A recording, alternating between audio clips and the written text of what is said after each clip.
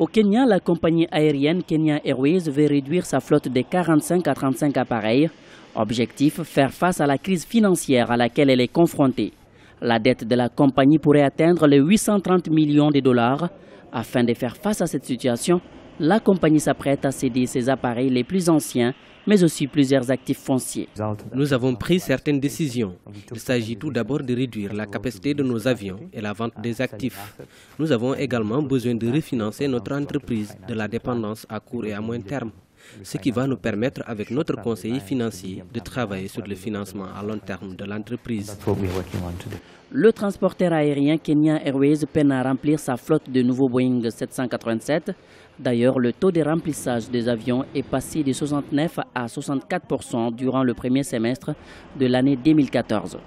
En outre, les professionnels du tourisme ont signalé l'annulation de plusieurs réservations suite à l'attaque de l'université de Garissa. Le tourisme, c'est l'un des principaux secteurs qui porte l'économie kenyane. Quand il y a un attentat comme ça, la réaction des pays émetteurs, c'est-à-dire les pays qui envoient des touristes vers le Kenya et en Afrique, alertent leurs citoyens à la prudence pour les touristes qui souhaitent se rendre dans ce pays. Donc forcément, cela impacte le tourisme dans ces pays-là qui sont victimes de ce type de phénomène.